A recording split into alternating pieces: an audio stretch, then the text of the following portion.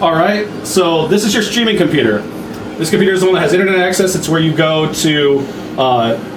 It's where you go to do all of your YouTube descriptions and what you'll use to fill out the YouTube descriptions. We'll get to that in another video where I can actually capture the screen. But this also is where you will access Spotify or iTunes, which has Apple Music. And this computer actually routes out to the soundboard. You want to make sure that on Spotify and iTunes that your volume is not all the way up like this. Do not max it out. You want to drag it down to about between 2/3 and 3/4 of the total volume. The reason for that is that if you don't, that you could end up peaking over here, even though you don't have the slider all the way up, because you're outputting the sound too loud from the computer itself.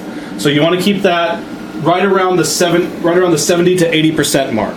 iTunes is not going to tell you what the percentage is, and so you won't know, and neither will Spotify. But just double check and make sure that your volume sliders aren't too loud. When you get to the soundboard, this computer connects right here to this channel where it says streaming. That computer, if you're going to be playing some Spotify or you're playing from iTunes, you simply locate the channel, turn it on, and turn it up. You'll slide it up, and that will be where your sound comes from. You shouldn't have to go over 3. If it's still a little quiet and it's not even barely hitting real hard up here on the greens, you're not getting past 10 or anything, you can turn it up a little bit louder. But do not adjust these knobs at all to compensate. Do not touch the gain or any of these knobs to compensate.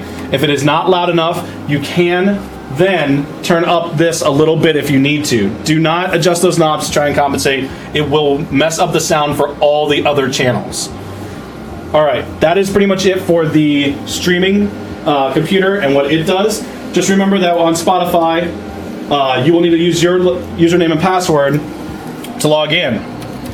Your own personal one, and build your playlist from home even if you'd like. Of course, I don't remember my password, but you would need your own username and password to log in. On iTunes, although iTunes is already set up, it's set up through the studio. The reason for that is because we purchased Apple Music for everybody to be able to use. On iTunes here, you can build your own playlist. You can see some people have already built some of their own playlists here. And that is for you can build it under your name or under your show, and you can just simply search for music, just like you would on any Apple Music computer, or in Apple Music on your phone even. You can just build it, and you can build the playlist there. And that's it.